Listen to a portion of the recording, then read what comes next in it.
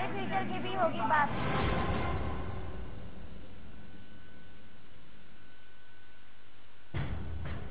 संसद से लेकर सुप्रीम कोर्ट तक आपके गांव तक पहुंचने वाली हर योजना का खाका यहां तैयार किया जाता है। मैं करूंगा आपको रिपोर्ट, क्योंकि आपसे अब दिल्ली दूर नहीं।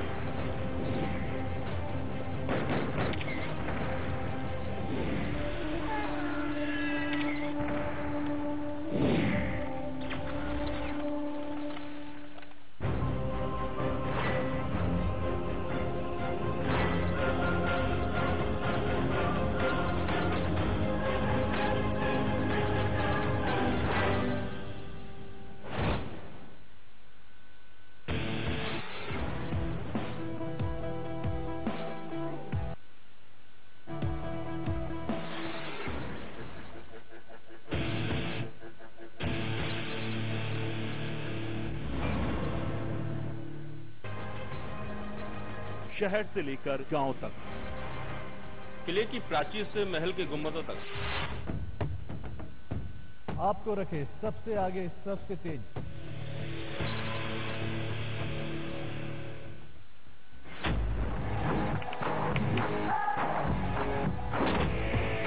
खबरों का असली खिलाड़ी अब आ गया है आपके घर।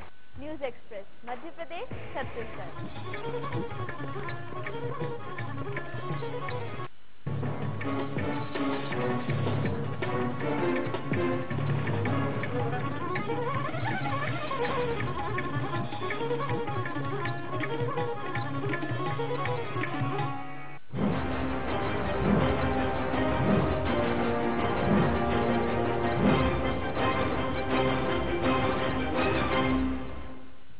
नमस्कार, जनता मांगे जवाब में आपका स्वागत है। मैं हूं एसपी पाठी।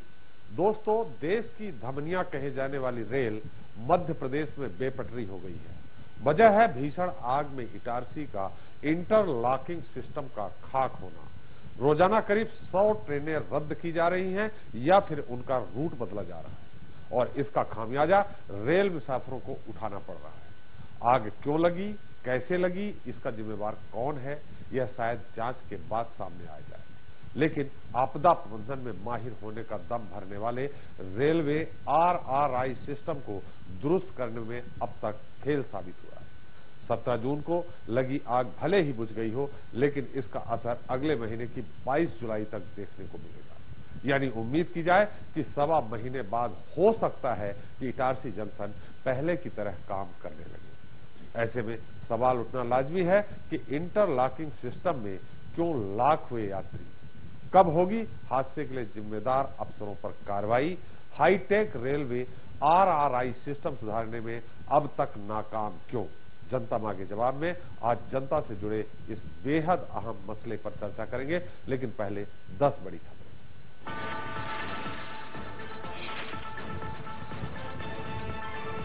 रेल मंत्री सुरेश प्रभु ने GMM रमेश चंद्रा को लगाई फटकार। एक हफ्ते बाद भी इटारसी RRI सिस्टम दुरुस्त नहीं होने पर किया था दिल्ली तलब। रेल मंत्री खुद करेंगे मॉनिटरिंग।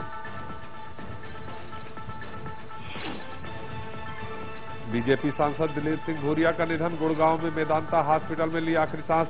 पैतृक गांव माथलिया में कल किया जाएगा अंतिम संस्कार। हफ्ते भर में एक और दिग्गज नेता के निधन से सदमे में बीजेपी। सीएम शिवराज और रमन ने बताई अपूरणीय क्षति। कांग्रेस ने भी दिलीप सिंह भूरिया के निधन पर जताया शोक।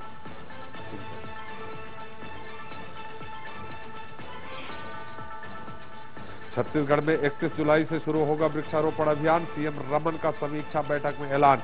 एक दिन में 2.5 करोड़ से ज्यादा पौधे लगाने का रखा टारगेट। जगदलपुर में मरवाही विधायक अमित जोगी करेंगे जल सत्याग्रह। पोलावरम बांध के निर्माण में रोक लगाने की मांग। 17 गांव के लोग हैं प्रभावित।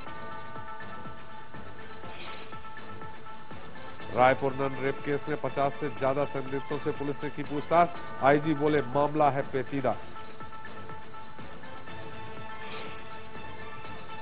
बालाघाट में पत्रकार संदीप कोठारी हत्याकांड की जांच में नया खुलासा, 3 नहीं 7 बदमाशों ने दिया था वारदात को अंजाम। खरगोन में रेत माफिया का आतंक, महिला खनिज निरीक्षक रश्मि पांडे को जान से मारने की मिली धमकी, एसपी से की लिखित शिकायत।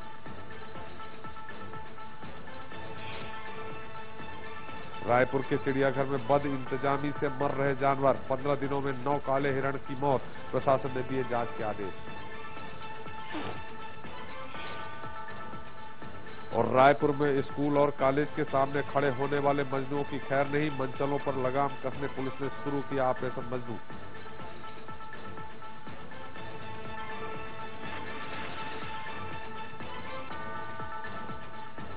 This program is sponsored by CXCT, co-sponsored by ISEC University and LNCT Group.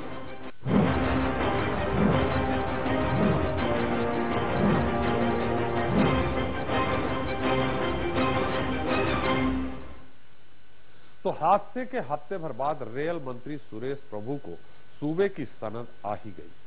उन्होंने पूरे मामले पर मध्य प्रदेश रेल मंडल जीएम रमेश चंद्रा से हादसे की रिपोर्ट मांगी है। साथ ही शुरुआती जांच से असंतुष्ट प्रभु ने जीएम को फटकार लगाते हुए खुद अपने स्तर पर रेलवे बोर्ड चेयरमैन की अध्यक्षता में 3 सदस्यीय समिति गठित की, जिसकी मॉनिटरिंग वो खुद करेंगे।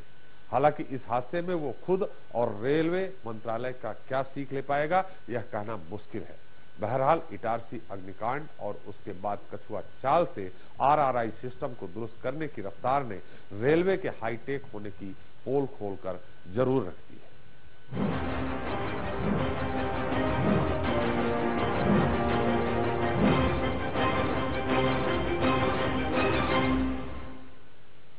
तो मध्य प्रदेश में रेलवे का गोल्डन स्क्वायर कहलाने वाले इटारसी जंक्शन के रूट रिले इंटरलॉकिंग सिस्टम का अग्निकांड अब कई सवाल उछाल रहा है।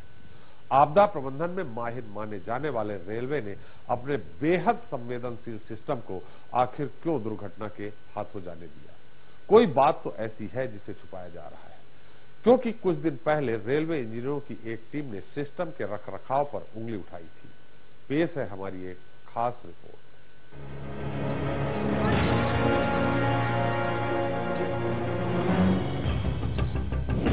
रेलवे इतिहास का विनाशकारी हादसा। 8 दिन में करीब 700 ट्रेनें रद्द। रेलवे को करीब 1000 करोड़ का नुकसान। जनता परेशान, प्रभु अनजान। यूं तो कहने को इटारसी मध्य प्रदेश के होशंगाबाद जिले का एक मिडिल क्लास कस्बा है, लेकिन नॉर्थ साउथ और ईस्ट वेस्ट यानी देश के चारों तरफ जाने के लिए इटारसी से बेहतर स्टेशन और कोई नहीं हो सकता। लेकिन इस कस्बे पर ही नहीं बल्कि भारतीय रेलवे पर ही भारी मुसीबत आन पड़ी है। इटारसी जंक्शन के रूट रिले इंटरलॉकिंग यानी आरआरआई सिस्टम को आग चट कर गई। हादसे के 8 दिन बाद भी 150 से 200 ट्रेनें बेपटरी हैं। 17 जून को हुआ हादसा कितना भीषण था, इसका अंदाजा इसी बात से लगाया जा सकता है कि 30 से 35 दिन यातायात प्रभावित रहेगा। हो सकता है कि जांच में कुछ दिन बाद कुछ बाहर आए। जब तक आग नहीं लगी थी तब तक इंटरलॉकिंग सिस्टम का महत्व समझ नहीं आ रहा था। अब लग रहा है कि वाकई ये महत्वपूर्ण है। करके उसमें क्लैंप होता है, घुमा क्लैंप से उसको बांधेगा, फिर उसमें पेडलॉक लगाएगा, फिर अगले पॉइंट पर जाएगा, रिक्वायर्ड पोजीशन उसको सेट करेगा, फिर अगर 4 पॉइंट आते हैं 4 को सेट करेगा, फिर सिग्नल पर जाएगा और सिग्नल पर हैंड सिग्नल देखे हुए गाड़ी को 10 किलोमीटर की स्पीड से स्टेशन प्लेटफॉर्म तक लाएगा। तो इसमें वक्त अधिक लगता है और रद्द करना पड़ा है और कुछ को परिवर्तित मार्ग से चलाना पड़ा है। सवाल लाजमी है कि आपदा प्रबंधन में माहिर रेलवे ने इस तरफ ध्यान क्यों नहीं दिया। आग, पानी, हवा, बिजली और अब भूकंप का कोई भरोसा नहीं था। बावजूद इसके इतने बड़े भारी भरकम तंत्र के बाद भी इस सिस्टम को कैसे दुर्घटना के हाथों में जाने दे दिया गया। कहा जा रहा है कि इंजीनियरों के एक दल ने इस सिस्टम के रखरखाव पर उंगली उठाई थी, लेकिन उन्हें चुप करा दिया गया था। इटारसी में जबलपुर, नागपुर, भोपाल और भुसावल कुल 4 डीआरएम लगते हैं। 3 जोन की सीमा इसे टच करती है। ऐसे में हादसे की जांच में बलि का बकरा ढूंढना चुनौती से कम नहीं। रेलवे कर्मचारी यूनियन भी अब हादसों को लेकर कई सवाल खड़े कर रही है। रेल प्रशासन से हम लगातार ऐसी मांग करते रहते हैं कि हर बिल्डिंग का, हर ऑफिस का, हर कार्यालय का, ट्रैक का, लोकोस का और जो भी हमारे पास रिसोर्सेज हैं उनका मेंटेनेंस टाइम टू टाइम होता रहे, रेलवे कॉलोनीज का मेंटेनेंस होता रहे और यदि रेगुलर मेंटेनेंस होता है तो ऐसी दुर्घटनाओं को रेगुलर मेंटेनेंस के मार्फत ही उसी के जरिए टाला जा सकता है। इटारसी रेलवे स्टेशन के आरआरआई सिस्टम का इस्तेमाल ओवर एज होने के बावजूद लगातार हो रहा था। 26 दिसंबर 1981 में बनकर तैयार आरआरआई की उम्र 25 साल आती गई थी। यही वजह है कि नया आरआरआई 2 साल पहले बनाया गया था। पुराना आरआरआई वर्ष 2004 में ही अपनी उम्र पूरी कर चुका था। नए आरआरआई को शुरू करने की परमिशन नहीं मिलने के कारण 10 साल तक ओवर एज हो चुके सिस्टम के सहारे इटारसी से आने जाने वाली ट्रेनों का संचालन किया जा रहा था। इटारसी का हादसा अगर इंसानी भूल का नतीजा है तो इसका सबसे ज्यादा खामियाजा रेल से सफर करने वाले मुसाफिरों को उठाना पड़ रहा है। मध्य प्रदेश से होकर बड़े शहरों के साथ देश के महानगरों को जोड़ने वाली कनेक्टिविटी लड़खड़ा गई है। हादसे के बाद हर रोज ट्रेनें रद्द हो रही हैं और यात्री हलाकान। कोई ट्रेन नहीं बताया जा रहा है कि किस टाइम कौन सी ट्रेन आएगी, कैसे हम लोगों को जाना है, तो इसलिए बहुत दिक्कतों फेस करना पड़ रही है बच्चों के साथ। इतनी गर्मी है उसके बाद है और हम लोग घर से भी कुछ ऐसा नाश्ता वगैरह नहीं लेके चले थे क्योंकि जल्दी पहुंचने का टाइम है उसका। जब हम लोग को यहाँ पड़ी यहाँ भी बैठे नहीं मिल रहा, आगे जनरल बोल रही हम लोग अंदर घुसने नहीं देंगे, मजबूर हम लोग को यहाँ जाना पड़ा।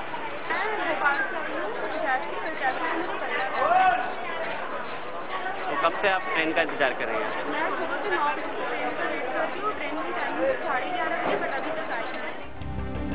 यात्री परेशान हैं तो मुनाफाखोर चांदी काट रहे हैं। 100 रुपए का सफर 1000 रुपए में करा रहे हैं। आरआरआई सिस्टम में लगी आग के बाद बस संचालकों के मनमाने किराए वसूलने की लगातार शिकायत मिलने के बाद परिवहन विभाग ने एक हेल्पलाइन सेंटर खोलने का फैसला किया है, जहां परेशान लोग अपनी शिकायत दर्ज करा सकते हैं। किराया अधिक बस मालिक ले रहे हैं, बस ऑपरेटर ले रहे हैं और इसलिए हमने आज ये निर्णय किया है कि जो बस स्टैंड है उन बस स्टैंडों पर हमारे विभाग का हेल्प डेस्क होगा। वहाँ एक कर्मचारी को पदस्थ कर रहे हैं, वो वहाँ पर रहेगा। अगर किसी भी यात्री की तरफ से शिकायत आएगी वो स्वयं भी नजर रखेंगे और अगर किसी की तरफ से शिकायत आएगी तो विभाग के द्वारा उस बस के खिलाफ, बस संचालक के खिलाफ कार्रवाई की जाएगी। ट्रेनें कंपनियां हैं। अकेले मध्य प्रदेश में लाखों लोग ट्रेन से सफर करते हैं। ऐसे में 1 महीने तक 100 से 150 ट्रेनों का अस्त व्यस्त रहना लोगों की जिंदगी को बेपटरी कर रहा है।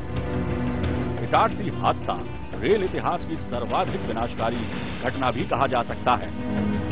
अभी तक इस मामले में हाई लेवल इंक्वायरी का ऐलान भी नहीं हुआ है ताकि सच्चाई सामने आ सके और सबक लिया जा सके, जिससे ऐसे हादसे न हों।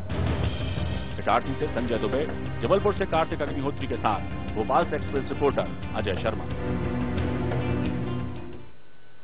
तो जब रेलवे की लापरवाही का खामियाजा भुगते जनता, रोजाना सैकड़ों ट्रेनें हो रद्द, हलाकान हो मुसाफिर, तो सवाल उठते। इंटरलॉकिंग सिस्टम में क्यों लॉक हुए यात्री? क्या रेलवे की लापरवाही का खामियाजा भुगत रहे हैं मुसाफिर? कब होगी हादसे के लिए जिम्मेदार अफसरों पर कार्रवाई? हाईटेक रेलवे आरआरआई सिस्टम सुधारने में अब तक नाकाम क्यों? तो इस मसले पर बात करने के लिए हमारे साथ मौजूद है रेलवे के retired chief signal controller BK Pathak ji. Pathak ji, आपका बहुत बहुत स्वागत है हमारे इस कार्यक्रम में। रेलवे के रिटायर्ड अफसर सीएल सामंत जी। सामंत जी, आपका बहुत बहुत स्वागत है हमारे इस कार्यक्रम में। विशेष टिप्पणी के लिए मौजूद हैं वरिष्ठ पत्रकार दीपक तिवारी जी। तिवारी जी, आपका भी बहुत बहुत स्वागत है। और हमारे साथ मौजूद है एक्सप्रेस रिपोर्टर हमारे अनिल सिंह कुशवाहा, जिन्होंने इस मसले पर तफ्तीश से पड़ताल की है। पहला सवाल दीपक जी हमारा आपसे ही है, क्या लगता है आपने बहुत नजदीक से कम ऐसी चीजों में जो हादसे होते हैं उनकी रिपोर्टिंग की है, आपको क्या लगता है यहाँ कोई साजिश है या कोई लापरवाही बहुत बड़ी? त्रिपाठी जी, महात्मा गांधी ने कहा था कि अगर आपको हिंदुस्तान देखना है, भारत देखना है, तो रेल में यात्रा करें। रेल असली भारत का प्रतीक है। असली भारत रेलों में ही बसता है। वो लोग जो ट्रैवल करते हैं, आज वो पूरा भारत परेशान है क्योंकि इटारसी केंद्र में है जी। हम बुलेट ट्रेन की बात कर रहे हैं जी।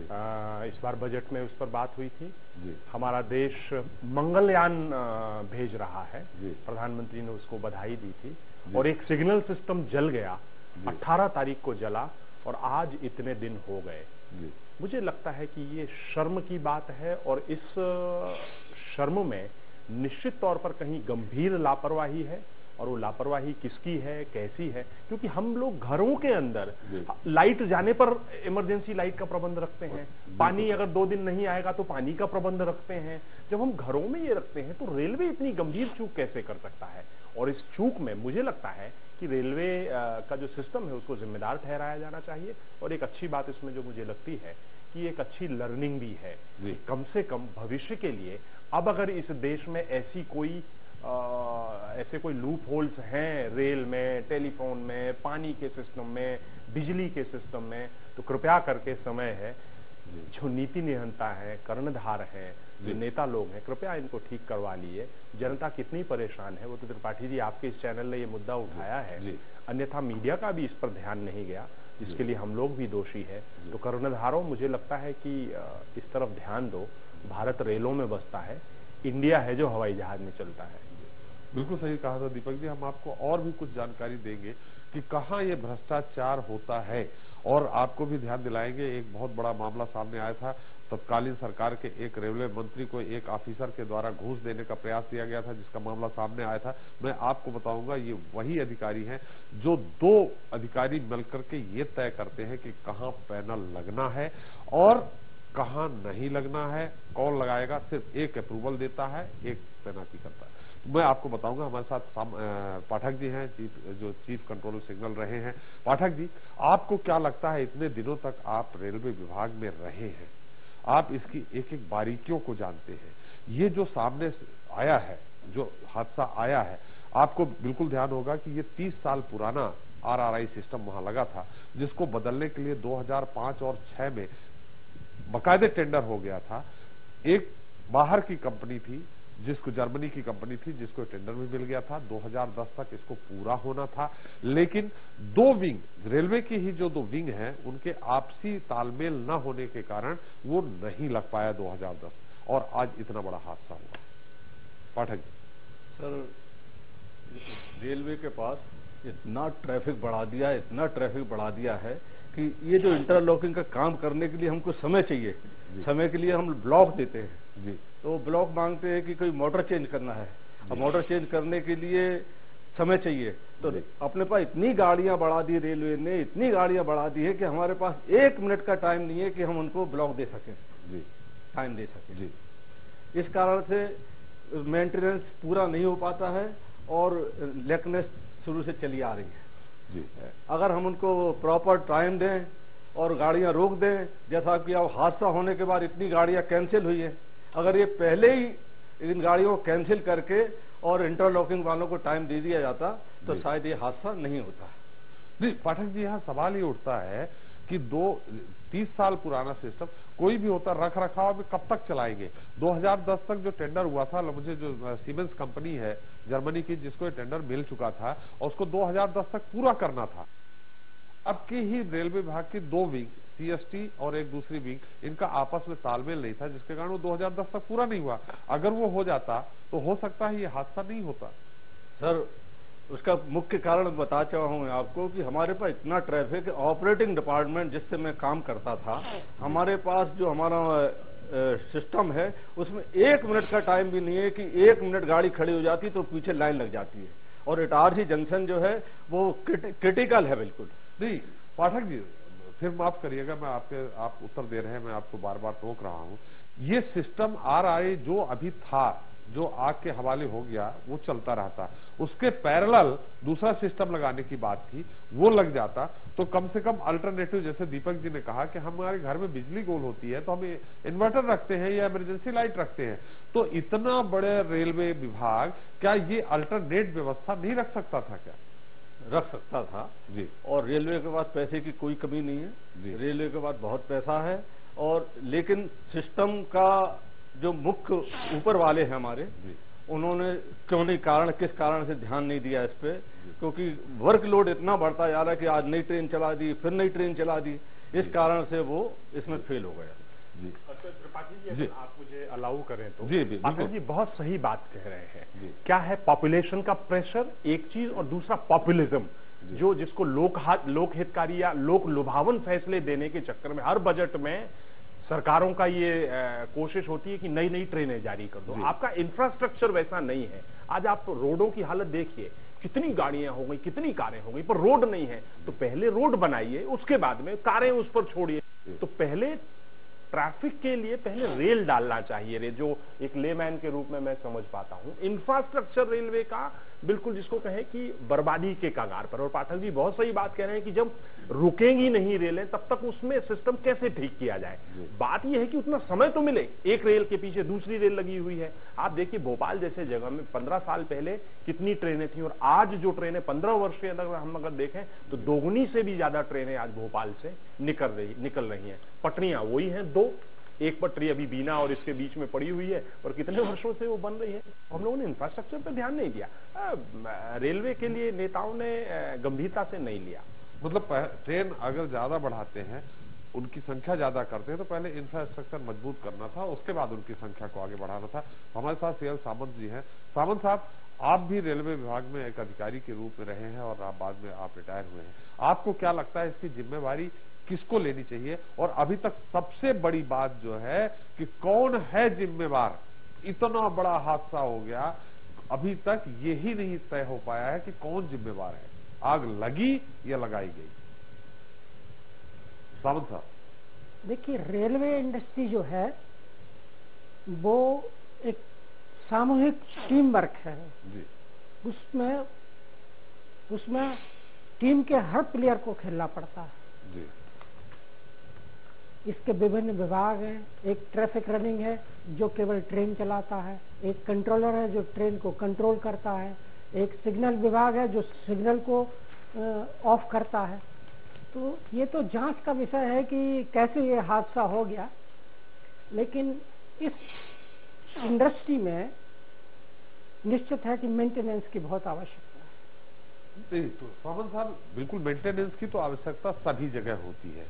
जब इतने आती, जो दीपक जी ने कहा कि अगर हिंदुस्तान को देखना है तो ट्रेन में सफर कर लीजिए, क्या रेलवे विभाग जैसे, क्या ये भी एक है कि नेताओं ने अपने अपने क्षेत्र में ट्रेनें बढ़ा दी अपने मतदाताओं को खुश करने के लिए, लोगों को खुश करने के लिए? इंफ्रास्ट्रक्चर नहीं बढ़ा उस हद तक, नंबर 1। नंबर 2, सॉरी, जब इस तरह से ट्रेनें बढ़ी गई तो क्या जैसे RRI जो सिस्टम है, क्या ऐसा नहीं हो सकता कि उसके पैरेलल एक और सिस्टम लगा दिया जाता? अगर एक फेल हुआ तो दूसरा 10 मिनट बाद, 1 घंटे बाद, 2 घंटे बाद चालू हो जाए। क्या ऐसा नहीं हो सकता था? देखिए ये तो जांच का विषय है जी। इस पर कुछ कहना बहुत जल्दबाजी होगी। दूसरी बात यह है कि ट्रेन, ये कह करके हम नहीं बच सकते हैं कि ट्रेनें ज्यादा चल रही हैं जी। हिंदुस्तान में जो ट्रेनें चल रही हैं वो ऑस्ट्रेलिया की आबादी के बराबर आदमी ढोती हैं जी। और एक कोने से लेकर दूसरे कोने तक ट्रैफिक चलता है जी। तो जनता को राहत देने के लिए ट्रेनें तो बढ़ाना पड़ेंगी। अब सवाल ये आता है कि घटनाएं घट जाती हैं तो उसके लिए जांच बैठेगी। मैं हमारा सवाल सामंत जी, ये आप बता सकते हैं कि जो इंफ्रास्ट्रक्चर है रेलवे का, क्या वो समुचित है जितना प्रेशर है रेलवे पर? देखिए, इंफ्रास्ट्रक्चर का जहाँ तक आपने सवाल किया है, तो वो हमारी सरकार को इस पर सोचना चाहिए। इस पर ना तो कर्मचारी कुछ कह सकता है और ना आप तो रिटायर्ड सिस्टम आप कह सकते हैं। नहीं सावंत साहब, हमारा ये कहने का मतलब है कि आरआरआई सिस्टम जहां भी बड़ा वो जंक्शन होता है वहां आरआरआई सिस्टम लगाया जाता है, शायद ये ऐसी हमको जानकारी है। तो जहां एक की जगह 2 आरआरआई सिस्टम पैरेलल नहीं लगा सकते हैं क्या? देखिए, अगर एक फेल हुआ तो दूसरा चालू हो जाएगा? नहीं, ऐसा नहीं हो सकता। इसलिए नहीं हो सकता है कि आरआरआई का जो फुल फॉर्म है वो है रूट रिले इंटरलॉकिंग। जी, मतलब एक गाड़ी को चलाने के लिए एक ही रूट लॉक होगा जी, दूसरा दूसरा नहीं हो सकता है जी। अगर आप डबल सिस्टम पैदा कर देंगे तो उसमें नहीं, वो सिस्टम चालू नहीं होगा सामंत साहब। हमारे पास आप देख रहे हैं, हमारा एक कैमरा चालू है, उसके पीछे एक दूसरा कैमरा लगा हुआ है। अगर ये कैमरा फेल होता है तो इसका कनेक्शन उससे है, वो चालू हो जाएगा जब तक ये फेल नहीं होगा। उसमें बहुत पैसे की आवश्यकता होगी। जी, ठीक है। थोड़ा सामंत जी, अपने मैं अतिथियों को रोकना चाहूंगा। हमारे साथ पीयूष माथुर जी हैं, रेलवे के बड़े अधिकारी हैं, जो फोन लाइन पे हमारे साथ जुड़ गए हैं जबलपुर से। माथुर साहब, आपका बहुत बहुत स्वागत है हमारे इस कार्यक्रम में। जी नमस्कार जी। माथुर साहब, आवाज सुन पा रहे हैं आप मेरी? हाँ बिल्कुल। माथुर साहब, ये इतना बड़ा हादसा हुआ, अभी तक ये तय नहीं हो पाया कि इस हादसे का जिम्मेवार कौन है। जी देखिए, इसकी इंक्वायरी जो है, क्योंकि एक तकनीकी इसकी एक एनालिसिस करना पड़ेगा इंक्वायरी के बाद, तो ये मालूम पड़ पाएगा कि एग्जैक्टली क्या हुआ और कैसे हुआ। जी जी माथुर साहब। जी, इसकी टेक्निकल एनालिसिस करने के बाद ही रिपोर्ट आ पाएगी कि किस तरह से हुआ और क्यों हुआ और क्या करना चाहिए। जी माथुर साहब, चूंकि क्या करना चाहिए, टेक्निकल रिपोर्ट निश्चित तौर पे बाहर आएगी बाद में। पहले शुरू में ये कहा गया कि 1 हफ्ते में ठीक हो जाएगा, फिर 10 दिन में ठीक हो जाएगा। जब लेकिन इसकी तह तक जाया गया तो ऐसा पता चल रहा है कि 25 जुलाई तक ये चलता रहेगा। देखिए, नहीं, ये जो पहले दिन जरूर कोई इस तरह की बातें हुई हों, अदरवाइज उसके बाद से ही हमें एहसास हो गया था कि इसमें कितना टाइम लगेगा, और बता भी दिया गया था कि 35 दिन के लगभग आपको कम से कम लगेगा। नहीं, एग्जैक्ट आप जानकारी चाहते हैं दर्शक कि कब तक ये ठीक हो जाएगा, पुराने जैसे उसमें आ जाएगा? हाँ, तब लगभग 22 जुलाई के आसपास। मतलब 1 महीने लग जाएगा। एक और सवाल हमारा यहाँ है आपसे कि इसके पहले 2004-05 में एक जर्मनी की कंपनी को इसको फिर से दुरुस्त करने के लिए, इसको नयापन देने के लिए एक टेंडर दिया गया था, जो 2010 तक पूरा हो जाना था। क्या वजह है कि 2010 तक पूरा नहीं हुआ? वो बात का है जी, 2004-05 का नहीं है, वो बात का है। जो मुझे आपके रेलवे विभाग से जो जानकारी मिली है वो 2005-06 की है, और 2010 तक उसको पूरा हो जाना था। नहीं, मैं आपको वो बता रहा हूँ, ये बात की है 2004-05 की नहीं है। और दूसरा ये है कि वो इसमें जो मॉडलिंग थी वो इन्वॉल्व थी, और उसके लिए वो करा जाना था, और वो काम चालू है। नहीं माथुर साहब, एक बात यहाँ आई है कि जो जानकारी हमको इंटरनल मिली है, 2 विभागों आपके रेलवे के अंदर 2 विंग का सामंजस्य नहीं था, जो एक दूसरे को अप्रूवल नहीं दे रहे थे, इस कारण इतना बड़ा हादसा हुआ। नहीं, ये हादसे का इससे कोई संबंध नहीं है कि जो नया हम यार्ड रिमॉडलिंग थे वो हो जाती तो ये नहीं होता। देखिए, मैं आपको बता दूं, ये टेक्निकल बातें हैं, इसलिए मुझे देख के बताना पड़ रहा। CRS और NST के बीच में समन्वय नहीं बन पा रहा था। CRS सेफ्टी के हिसाब से सिग्नल ओपर लेप अप्रूवल नहीं दे रहा था, इस कारण ये 2010 तक नहीं हो पाया। नहीं, इसका कोई इससे संबंध नहीं है। ये यार्ड रिमॉडलिंग से संबंधित है, जिसमें कि इंजीनियरिंग विभाग, SNT, इलेक्ट्रिकल और इन सबका इन्वॉल्वमेंट है। अपनी फ्लेक्सिबिलिटी जो ऑपरेशन की रिक्वायरमेंट है वो है। ये किसी एक डिपार्टमेंट का उसका नहीं है, और ये सबको मिलकर के काम करना है, तो उसके लिए था। जी माथुर साहब, चलिए बहुत बहुत धन्यवाद। आपने हमारे दर्शकों को सबको बताया कि 22 जुलाई, कम से कम बात सामने तो आई कि 22 जुलाई के पहले ये नहीं संभव है। 22 जुलाई से ज्यादा भी समय लग सकता है क्या? देखिए, हमारी जो है अधिकारियों की, कर्मचारियों की, एक्सपर्ट्स की टीम लगी हुई है, राउंड द क्लॉक काम कर रही है, क्योंकि ये बहुत बड़ी याद है, और ये सेफ्टी से संबंधित इंटरलॉकिंग है, जो कि एक बहुत ही कॉम्प्लेक्स सिस्टम है, जिसमें हजारों रिले लगी हैं और लाखों तार इसमें बिछे हुए हैं। इसको करने में और इसको करने के बाद टेस्टिंग करने में जो है बहुत टाइम लगता है, ताकि जो है सुरक्षित ट्रेन मूवमेंट हो सके। तो इसमें कुछ जल्दबाजी ना करके एक स्ट्रक्चर सिस्टम को लगाना हमारा पहला फर्ज है, और इसलिए इसका टाइम लगेगा। जी माथुर साहब, आपने हमें जो जानकारी दी, आपने जो बताया, आपका बहुत बहुत धन्यवाद हमारे इस खास कार्यक्रम में जुड़ने के लिए। जी माथुर, दीपक जी अभी आप कुछ कह रहे थे कि सामंत जी ने बताया, पाठक जी ने बताया, आपने कहा कि क्या वजह हो सकती है, आप इसके बारे में कुछ अपने पूरा त्रिपाठी जी, मुझे लगता है कि ये बड़े शर्म की बात है, और मैं तो यूं कहूंगा कि ये राष्ट्रीय शर्म की बात है कि इतनी बड़ी घटना हुई जिसमें लाखों लोग इन्वॉल्व हैं, कितनी परेशानी है, गर्मी का समय है, बच्चों की छुट्टियों को लेके लोग इधर से उधर जा रहे हैं, और मुझे स्टैटिस्टिक्स नहीं मालूम, पर इतना पक्का है कि हजारों लोग इटारसी स्टेशन लगभग, दीपक जी लगभग जो हमारी जानकारी 250 करोड़ से ऊपर का नुकसान रेलवे को, पैसे का नुकसान हुआ, लोगों का नुकसान हुआ जी। ये विदेशों में ऐसी कोई चीज क्यों नहीं होती जी। हम बार बार जो बात कही जा रही है कि रेलवे को नेग्लेक्ट किया गया, रेलवे को राजनीति का अखाड़ा बनाया गया, एक चीज। दूसरी, रेलवे जैसा कहा सामंत जी ने कहा, पाठक जी ने कहा कि ये बहुत ही कैपिटल इंटेंसिव इंडस्ट्री है, पैसा ये मांगती है, लेकिन आप याद करिए रेल वो है जहां पर कि सामान्य श्रेणी का जो किराया है पिछले 15 वर्षों से नहीं बढ़ा है जी। पैसा कम रखना है क्योंकि आम आदमियों की सवारी है। फिर उसके बाद में इस तरह की जो समस्याएं जब आती हैं, इसमें सीधी बात है, पैसे की बात है। और ये कहना आज के जमाने में, मंगलयान के जमाने में ये कहना कि रेलवे आरआरआई सिस्टम को लगाने में 22 जुलाई लग जाएगी, किस जमाने में हम रह रहे हैं, किस आदिम जमाने में हम रह रहे हैं, और रेलवे ये किस तरह की बातें कर रही है। भरोसा उठ जाएगा लोगों का रेलवे से। और मुझे लगता है इन सब के लिए कोई बहाने नहीं होते हैं। रेलवे को मानना चाहिए कि उनका भीतर का जो सिस्टम है वो बिल्कुल सड़गल चुका है, और उस सड़े गले सिस्टम का ही ये नतीजा है कि आज लाखों लोग परेशान हो रहे हैं। और इतने दिन बीत जाने के बाद में रेल मिनिस्टर की आंख खुली। मुझे लगता है कि राष्ट्रीय शर्म का विषय है, इसे राष्ट्रीय शर्म ही घोषित करना चाहिए, क्योंकि रेल अपने आप को देश का सबसे अच्छा विभाग, देश की धमनी कही जाती है रेलवे में। बिल्कुल दीपक जी, हम आपको और भी बताएंगे कि गड़बड़ी कहाँ है। हमारे जो एक्सप्रेस रिपोर्टर अनिल सिंह कुशवाहा ने इसकी पड़ताल की है, हम अनिल से जानना चाहेंगे कि कहाँ गड़बड़ी है, क्या गड़बड़ी हुई है जिसके कारण ये हुआ है। हम पाठक जी से भी जानेंगे, हम सामंत जी को भी बताएंगे गड़बड़ी कहाँ हुई है। पहले अनिल जी, आप मेरी आवाज सुन पा रहे हैं? जी बिल्कुल। क्या गड़बड़ी हुई है, इसमें हुआ क्या है, एक्चुअल स्थिति? आपने इसकी जमीन तक गए हैं, आप इसके तह तक गए हैं, हम थोड़ा संक्षेप में आपसे जानना चाहेंगे कि वजह क्या थी।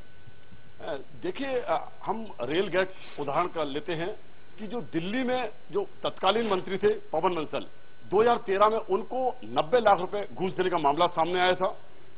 और ये घूस जिन अफसर ने दी थी, वो महेश चंद्रा थे, जनरल मैनेजर। वो तमाम बातें चाहते होंगे, लेकिन वो सिग्नल का ऑपरेशन हेड भी बनना चाहते थे। ये वही सिग्नल ऑपरेशन हेड है जिसमें 2 विंग काम करती है, और इसके माध्यम से देश में कहां सिग्नल लगना है और इनका स्वरूप क्या होगा, कौन सी कंपनियां लगाएंगी, ये 2 लोग तय करते हैं। तो अप्रूवल 5 कंपनी इस मामले में है, जिसमें 4 विदेशी कंपनी है और 1 देसी कंपनी है।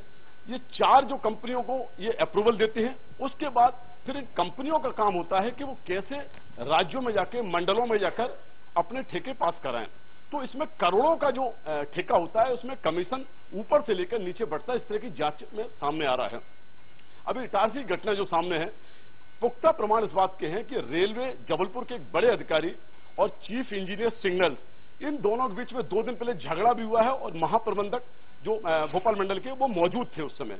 और झगड़ा इस बात का था कि भ्रष्टाचार मचा हुआ है, कमीशन का लेन देन हो रहा है। ये जबलपुर के बड़े अधिकारी का आरोप था। इस पर उनको बाहर रूम से कर दिएगा। तो कहीं ना कहीं गड़बड़ तो है। जो पीयूष माथुर भले इस बात से इंकार करें, लेकिन जो जर्मन की कंपनी है, ये पिछले 2005-6 से लगातार काम कर रही है, और इसका काम जो 2010 में पूरा होना था। अनिल, हम आपको रोकना चाहेंगे। हमारे साथ एक दर्शक रीवा से जुड़ रहे हैं। सिंह साहब अपना सवाल करें। आपका बहुत बहुत स्वागत हमारे इस कार्यक्रम में। सिंह साहब, आप मेरी आवाज सुन पा रहे हैं? लगता है हमारे तकनीकी कारणों से उनसे संपर्क नहीं हुआ। जी अनिल जी, आप बताएं, थोड़ा और संक्षेप में बताएं, ये जो हादसा हुआ है, आपने जैसा कहा कि 2005-6 में जर्मनी के एक सीमेंस कंपनी है जिसको ये ठेका दिया गया था। ये ठेका 20 करोड़ का था। चूंकि 2010 तक रेलवे विभाग के 2 विंगों में माथुर साहब ने नहीं माना, लेकिन ये बात सही है कि रेलवे विभाग के 2 विंगों में सामंजस्य नहीं होने के कारण एक अप्रूवल नहीं दे रही थी दूसरे को, जिसके कारण ये 2010 से 2015 तक ये नया नहीं हो पाया, सिस्टम नहीं लग पाया। वजह वही है क्या? ये रेलवे अगर शुरू की बात करें तो लगातार गुमराह कर रहे हैं, लगातार उनके गलत बयान आ रहे हैं। उन्होंने कहा 4 दिन में ये इंटरलॉकिंग सिस्टम ठीक हो जाएगा। फिर ये बयान भी आया कि कहीं कोई गड़बड़ नहीं है और शॉर्ट सर्किट हो सकता है, लेकिन 7 दिन हो गए, अब तक जांच रिपोर्ट में ये साबित नहीं हो पाया कि ये आखिर गलती कहां हुई है। तो लेकिन अंदर जवान में ये जो अधिकारी भी इस बात को स्वीकार रहे हैं, कहीं ना कहीं जो सीमेंस कंपनी जो लगातार लेट हो रही थी अपने काम को पूरा करने में, क्योंकि 20 करोड़ का ठेका है, जितना देर चलेगा उतना उनको और नुकसान होगा, क्योंकि विदेशी बैंकों से इनको पैसा लेकर ये जो पैनल्स हैं वो इंपोर्ट एक्सपोर्ट करना है। तो ऐसे में इनको दिक्कत हुई। तो एक आशंका ये भी व्यक्त की जा रही है कि ये शॉर्ट सर्किट है या फिर किसी ने जानबूझकर ये हरकत। अनिल जी, आप हमारे साथ बने रहिए, हम आपके पास फिर आएंगे। हम पाठक जी से जानना चाहेंगे, जो भी आपने बताया है कि इसमें पाठक जी कितनी सच्चाई है। लेकिन हमारे साथ रायपुर से एक और दर्शक है, लक्ष्मण जी, अपना सवाल करें, आपका स्वागत है इस कार्यक्रम में। हाँ सर जी, मेरा एक सवाल है, इसमें कई सवाल है जी। जो छोटे छोटे स्टेशन हैं, कई स्टेशन में तो जो सीढ़ी नहीं है, रेलवे ट्रैक पार करते हैं हादसा होते हैं, और छोटे छोटे जो है बहुत तकलीफदायक है सर। इसमें जो है हम इसमें जानकारी चाहते हैं, आपस में बहस बस करते हैं और इसमें जो चीज है किसी का कुछ फायदा नहीं होता। नहीं, क्या आपका सवाल क्या है, क्या जानकारी चाहते हैं? सर इसमें चाहता हूँ शासन से जो चीज है जी, इसमें जो चीज है शासन से मैं जिसमें चाहता हूँ जो चीज है, जो छोटे छोटे स्टेशन है उसको ठीक रखे। जो हादसा वहाँ हुआ है वो हादसा हमारे जो है जो छोटे छोटे जो स्टेशन में है जो प्रॉब्लम है, जो जिला स्थल के स्टेशन है वहाँ पर प्रॉब्लम होता है। जी, आपका सवाल यह है कि बड़े स्टेशन छोड़ दीजिए, छोटे स्टेशन में ज्यादा प्रॉब्लम है, उनको दुरुस्त करना चाहिए। जिला स्तर पे जो छोटा स्टेशन है, जो चढ़ने में उतरने में प्रॉब्लम होता है जी जी जी, वो अलग। जी, बिल्कुल सही कहा आपने कि छोटे स्टेशनों में ओवरब्रिज भी नहीं बनता है, पैदल जो पथ मार्ग है वो भी नहीं होता है। पाठक जी, अभी हमारे अनिल सिंह जी ने जो जानकारी दी है, आप कितने सहमत हैं उससे?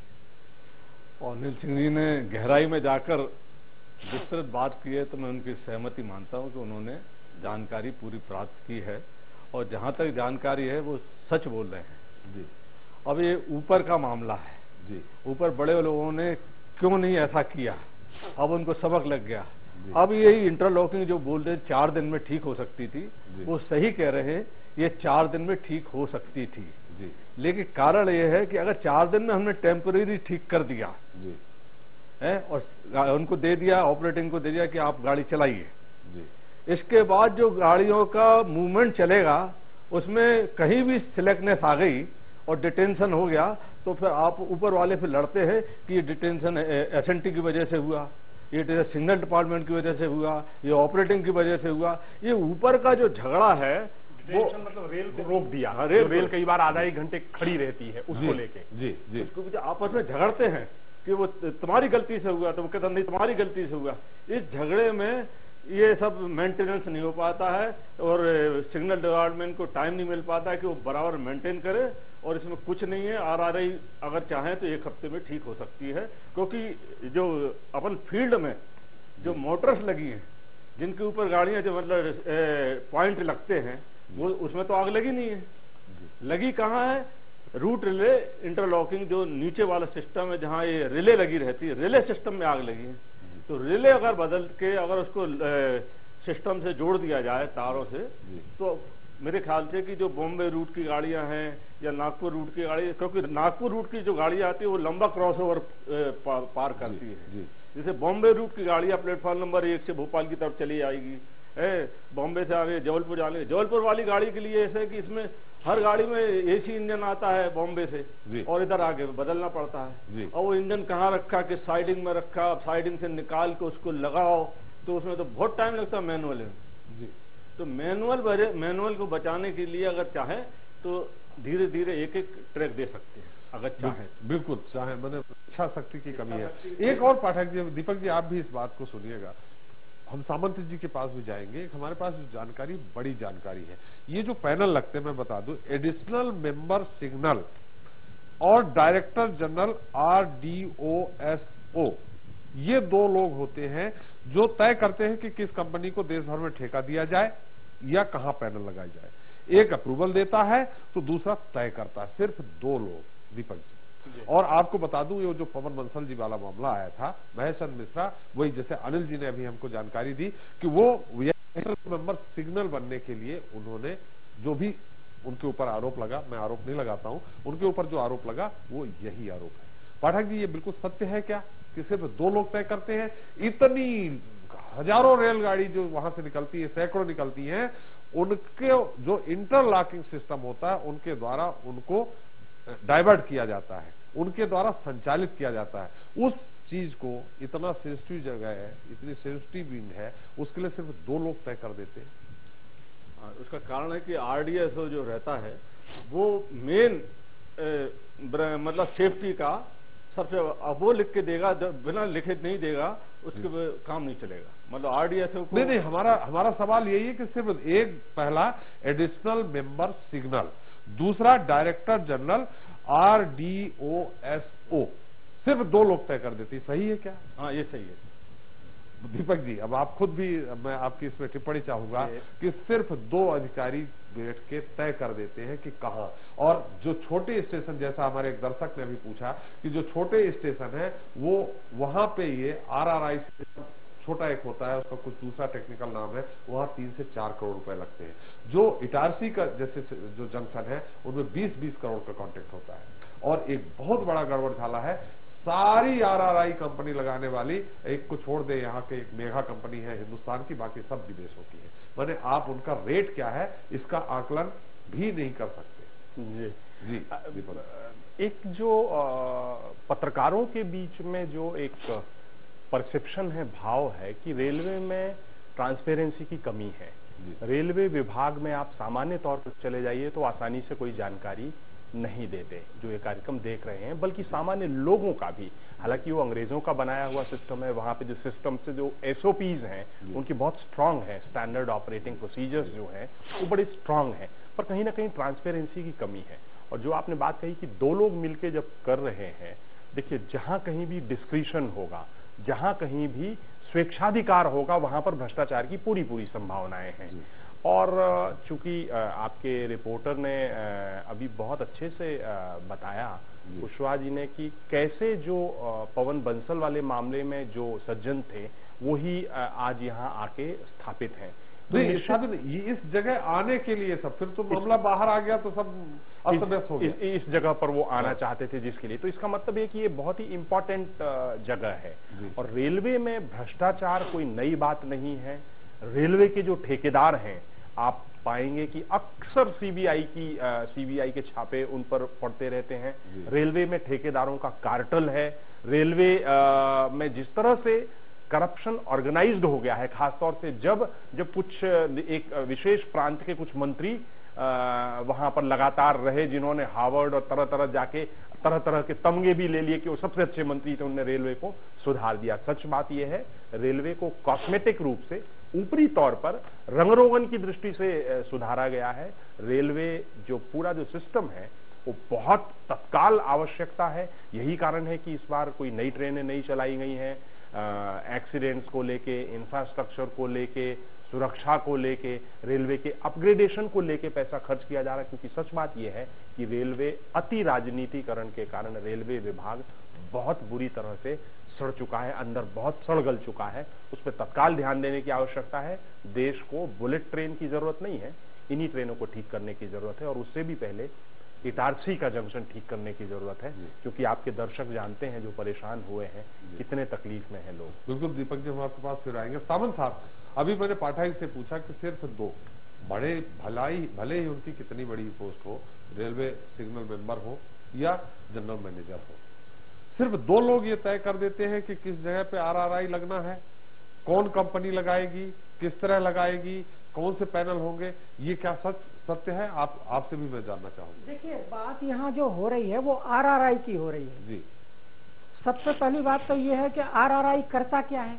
जी, RRI करता है, उसका काम है रूट सेट करना। जी, और हर पॉइंट के ऊपर एक मोटर लगी रहती है। जी, वो मोटर, उस मोटर का मूवमेंट केवल 7 सेकंड का होता है। जी, और वो मोटर लगी रहती है फेसिंग पॉइंट पर। जी, और फेसिंग पॉइंट उसे कहते हैं जो ट्रेन उसके मूवमेंट को मोड़ता है। अगर गाड़ी मेन लाइन आ रही है और आपको लूप लाइन लेना है, प्लेटफॉर्म पर लेना है, तो वहां पर फेसिंग पॉइंट पर एक मोटर लगी रहती है जो 7 मिनट में रूट सेट करती है।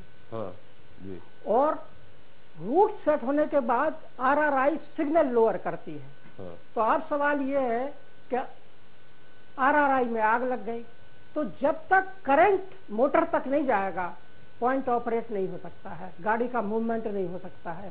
सिग्नल नहीं लोअर होगा तो गाड़ी का मूवमेंट नहीं हो सकता है। तो ये सबसे बड़ी जो आवश्यकता है, वो जो हम जल्दी की बात कर रहे हैं, कितने में हो जाएगा, क्या हो जाएगा, इसमें नहीं समझ में हमारा सवाल यहाँ, आपने RRI सिस्टम क्या है ये आप बता रहे हैं।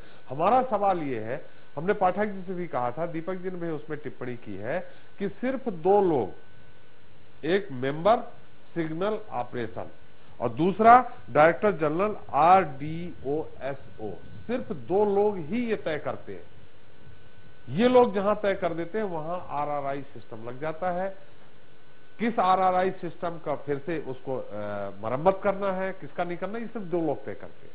इसमें पारदर्शिता नहीं है। हमारा सवाल ये, देखिए क्या है कि जब कोई मोटर लग जाती है या कोई नया सिग्नल लगता है तो उसका इंस्पेक्शन तो वो करेगा, तो वो कंफर्म करता है उसको कि ये पॉइंट सही है, मोटर सही है और सिग्नल बराबर लोअर हो रहा है या नहीं हो रहा है। ये अधिकार SNT को दे देंगे तो फिर कभी भी हादसा हो जाएगा जी। इसलिए वो SNT signal and telecommunication department क्या कर रहा है उसको ऑब्जर्व करने के लिए एक व्यवस्था की गई है जी। और वो व्यवस्था जो है ना वो हमारा DRS हो सकता है।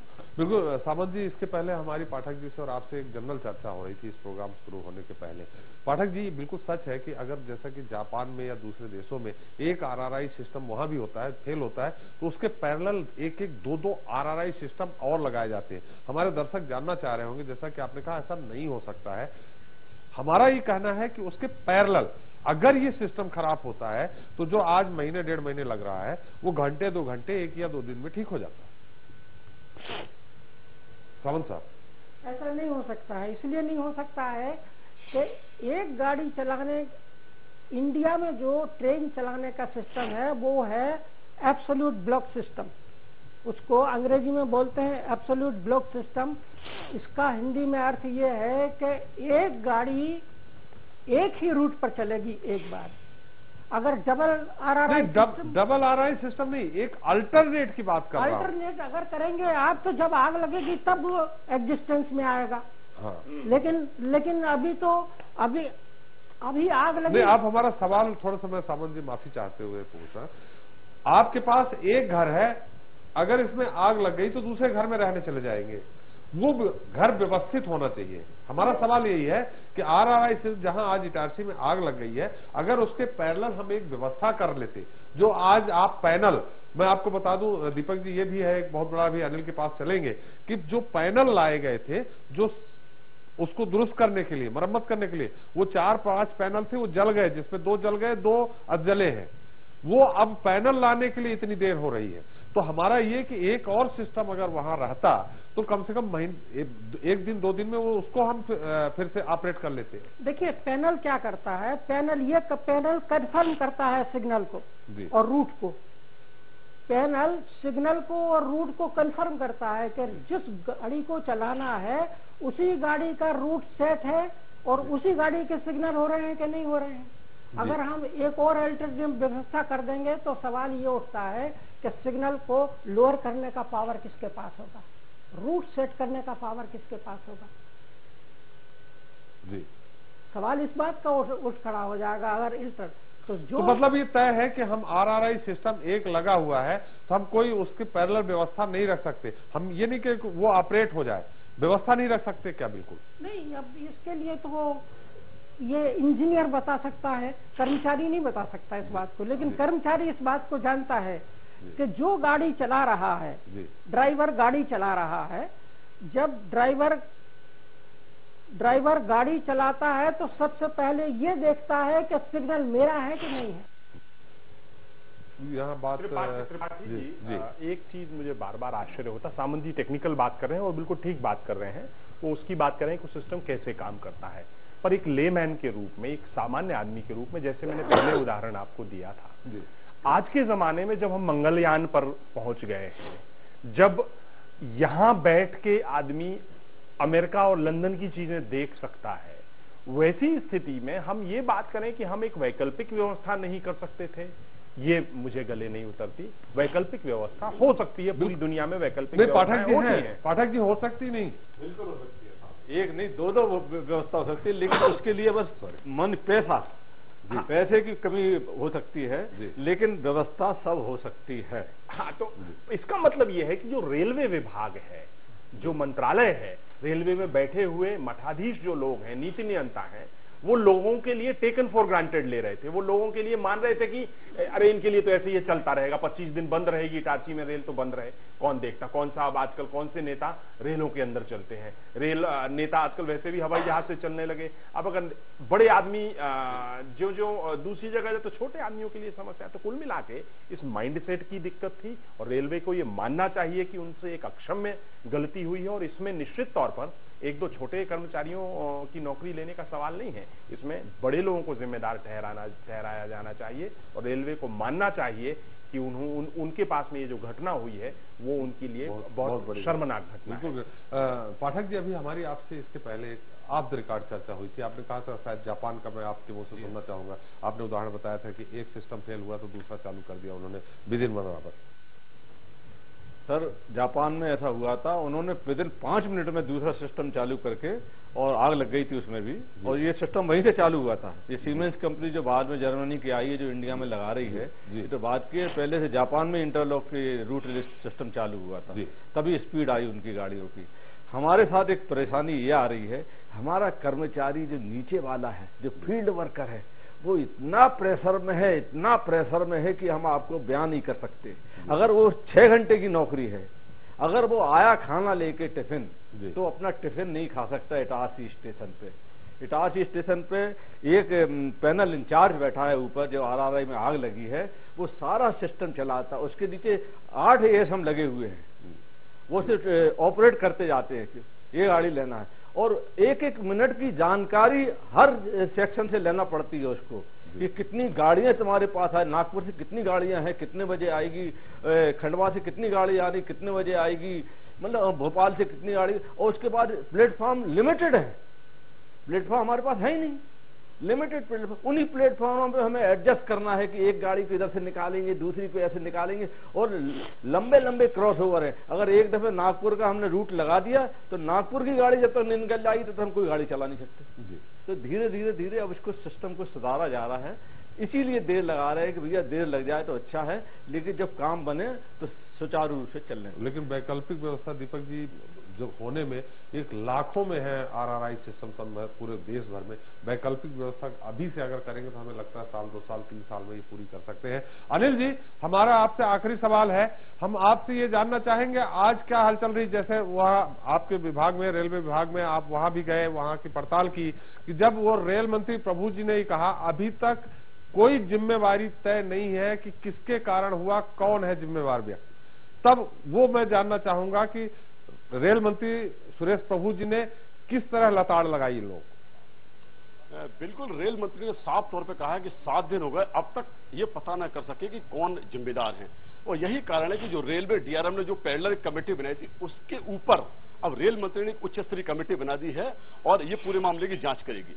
लेकिन इस बीच हम एक बड़े मामले से और पर्दा उठाना चाहते हैं, क्योंकि जो रेलवे के जो 2 अधिकारियों की बात हो रही है, उन्होंने जापान से प्रेरणा लेकर रिले बेस्ड सिस्टम, अभी तक रिले बेस्ड सिस्टम सारे जो सिग्नल्स में चल रहा है, अब इसकी जगह इलेक्ट्रॉनिक बेस्ड सिस्टम लगाना चाह रहे हैं, और जो छोटे स्टेशन हैं वहां 2 से 3 करोड़ का खर्चा है, और जो बड़े स्टेशन जैसे इटारसी बड़े यार्ड हैं वहां 20 से 25 करोड़ रुपए खर्चा है। तो अभी आपने देखा होगा 2 साल में जो घटनाएं सामने आई, चाहे वो पवई का मामला हो, चाहे कटनी स्टेशन का मामला हो, या गुलाबगंज का मामला हो, यहाँ इलेक्ट्रॉनिक बेस्ड सिस्टम लगाए गए हैं, और जो 2 साल में फेल भी हो गए हैं। यानी इतने घटिया स्तर के थे ये, क्योंकि भ्रष्टाचार हुआ है, कमीशन का खेल है, तो घटिया स्तर के, इस कारण ये तीनों जगह फेल हुए हैं।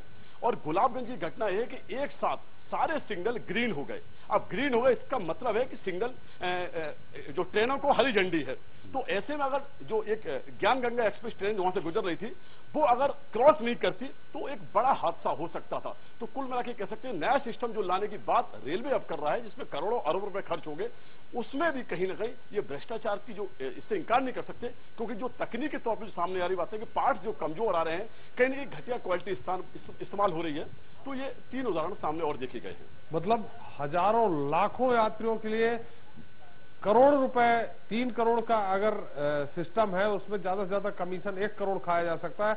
1 करोड़ खाने के लिए लाखों यात्रियों की जान जोखिम में। दीपक जी, कितना बड़ा सवाल है। वही बात मैंने कही कि ट्रांसपेरेंसी की कुछ कमी है, और दूसरी चीज फॉर ग्रांटेड जनता को लिया जा रहा है, जनता को गंभीरता से नहीं लिया जाता, क्योंकि जिस तरह से बेहताशा जनसंख्या बढ़ रही है और हमारा जो इंफ्रास्ट्रक्चर है सभी जगह का, रेलवे नहीं सभी जगह का मानना पड़ेगा।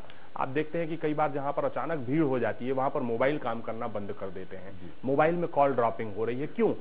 लोगों के पास में मोबाइल ज्यादा हो गए हैं, टावर कम है, टावरों की क्षमता नहीं है। आप क्षमता बढ़ाइए, स्टेशन पे प्लेटफॉर्म बढ़ाइए, आप पैसा लगाइए उसके लिए। आप लोगों से किराया ले रहे हैं, आवश्यक है तो मैं तो इस पक्ष में भी हूं कि किराया भी रेलवे को लेना चाहिए, क्योंकि अगर किराया नहीं लेंगे, किराया बढ़ाएंगे तो वो जो तत्कालीन जो पॉपुलिज्म से जुड़ी हुई बात है, किराया बढ़ाना मतलब वाहवाही नहीं मिलेगी, वाहवाही नहीं मिलेगी, वोटों से जुड़ी हुई चीजें हैं। तो थोड़ा सा सख्त होके, रूथलेस होके, ये जो मंत्री है प्रभु, इनके बारे में कहा जाता है कि बड़े वैज्ञानिक दृष्टिकोण के मंत्री हैं, नो नॉनसेंस मंत्री हैं, पर ऐसा दिखता तो नहीं। अभी कल ही फोटो उनकी छपी थी कि योग करते करते वो सो गए, योग निद्रा में थे। दीपक जी, आप कैसे कह सकते सो गए? योग निद्रा भी होती है ना। तो मुझे लगता है कि रेलवे इस तरह से ना हो जाए कि रेलवे का पूरा सिस्टम सो जाए, क्योंकि रेलवे भारत दीपक जी, थोड़ा सा रोकूंगा मैं आपको। आपने जब लालू प्रसाद यादव रेल मंत्री थे तो बहुत वाहवाही लूटी थी। उन्होंने बच्चों की क्लास लगाई थी कि किस तरह रेलवे विभाग को उन्होंने कितना फायदा पहुंचाया। उन्होंने इस तरफ ध्यान नहीं दिया जो RRI सिस्टम जैसे उसके इंफ्रास्ट्रक्चर पे गरीब रथ चला दी। आपको ध्यान हुआ हो कि तृतीय श्रेणी AC और स्लीपर में भी उन्होंने लेफ्ट साइड भी पूरी 3 बर्थ लगा दी। ये सब करके उन्होंने बहुत वाहवाही लूटी, लेकिन इस तरफ ध्यान नहीं किया। अब पोल खुल रही है। नहीं, और उस समय रेलवे के अधिकारी प्राइवेटली कहते थे, सार्वजनिक रूप से तो कोई नहीं कह सकता, मंत्री के खिलाफ कोई कैसे बोलेगा। कहते थे कि जो सबसे ज्यादा जो कबाड़ा हुआ है, बेड़ा गर्क हुआ है रेलवे का, वो लालू प्रसाद यादव के समय हुआ है। इसलिए कि ये बिल्कुल वैसे ही है कि टांगे वाला है, घोड़े के लिए भोजन अच्छा ना दे और सवारियां निरंतर उस पर ज्यादा बिठाता रहे, तो एक दिन होगा कि घोड़ा अचानक धड़ाम से गिर जाएगा। और यही हुआ रेलवे के साथ में कि आज वो रेलवे का जो घोड़ा है वो धड़ाम से इटारसी में गिर गया। ये घोड़ा क्यों गिरा है? क्योंकि लालू प्रसाद यादव ने उसको भोजन नहीं दिया। ये घोड़ा क्यों गिरा है? क्योंकि जो बाकी के जो मंत्री हुए हैं पीछे, उन लोगों ने नहीं दिया। तो ये तो चिंता करने की बात है। और बुलेट ट्रेन बहुत बाद में हम सोचें, पहले इनके लिए ठीक करें तो ही देश का है। हमारा समय समाप्त हो रहा है, वक्त है हमारी आखिरी टिप्पणी लेने की। सामंत साहब, क्या सिस्टम होना चाहिए, संक्षेप में जानना चाहिए कि इस तरह इटारसी जैसी दुर्घटना दूसरी बार ना हो? देखिए, इसके लिए ट्रैफिक का मूवमेंट ऑफ ट्रैफिक देखना पड़ेगा। हमारे यहाँ सेक्शन कैपेसिटी कहलाती है। सेक्शन कैपेसिटी उसको कहते हैं जैसे इटारसी और भोपाल के बीच में आज से 10 साल पहले 24 घंटे में 80 ट्रेन चलती थी। आज 24 घंटे में 220 ट्रेन चल रही है एक सेक्शन में। ट्रैफिक बढ़ता जा रहा है। सुन तो लीजिए, ट्रैफिक बढ़ता जा रहा है, तो ट्रैफिक बढ़ रहा है तो वर्क ऑफ लोड भी बढ़ रहा है जी। और सिस्टम वही है, मैंने वर्क ऑफ लोड नहीं बढ़ना चाहिए, उसकी क्षमताओं के अनुसार है इंफ्रास्ट्रक्चर बढ़ना। इंफ्रास्ट्रक्चर और पैसा रेलवे में लगाएं। आपको थर्ड लाइन डालना पड़ेगी, तभी ट्रैफिक जो है ना कम हो पाएगा। नहीं तो आप ट्रैफिक ढो ही नहीं सकते। आज जो सरकार और हुकूमत जो है आज जो बात कर रही है बुलेट ट्रेन की, बुलेट ट्रेन। हमारा समय समाप्त हो रहा है, इसलिए सामंत साहब हम जानना चाहेंगे, हम पाठक जी की भी टिप्पणी लेंगे। पाठक जी, क्या हो कि इस तरह की दुर्घटनाएं ना हो? लगेगा रेलवे बहुत प्रयासरत है। जो आपकी मीटर गेज थी उनको डबल गेज में किया जा रहा है। उसकी वजह से ट्रेन डाइवर्टेड हो जाएंगी। जी। असल में प्रॉफिट चीज हमारे पास आ रही है गुड्स ट्रेन की। जी। कि हमको गुड्स ट्रेन से ही तो फायदा है। जी। हमारे रेलवे का इतना इंस्पेक्टर बढ़ रहा, तनख्वाह देना है लोगों को, इतना सब कुछ करना है, तो ये गुड्स ट्रेन से ही फायदा है। जी। तो जब ये ब्रॉड गेज हो जाएगी और रूट बदल जाएंगे तो निश्चित ही ये पैसेंजर ट्रैफिक स्मूथली चलने लगेगा, तब हमको कभी दिक्कत नहीं आएगी, लेकिन समय लगेगा और इसके लिए पैसा बहुत चाहिए, बहुत पैसा चाहिए। जी जी, हमारा चूंकि समय समाप्त हो रहा है, पाठक जी ने आप हमारे इस कार्यक्रम में आपने भाग लिया, आपने जानकारी दी, आपका बहुत बहुत धन्यवाद। दीपक जी आपका भी बहुत बहुत धन्यवाद। सामंत साहब आपका भी बहुत बहुत धन्यवाद। और अनिल जी आपका भी धन्यवाद, आपने जितनी गहराई से पड़ताल की हमारे दर्शकों को पता चला। हमारे दीपक जी ने भी कहा, हमारे पाठक जी ने खुद माना कि आपने जो पड़ताल की, जो जानकारी दी, वो उसको उन्होंने स्वीकारा। आपका भी बहुत बहुत धन्यवाद। दोस्तों, भारतीय रेल यानी एशिया ही नहीं दुनिया का दूसरा सबसे बड़ा रेल नेटवर्क, रोज हजारों गाड़ियां, 16 लाख से ज्यादा कर्मचारियों का एक ऐसा व्यवस्थित तंत्र जो 24 घंटे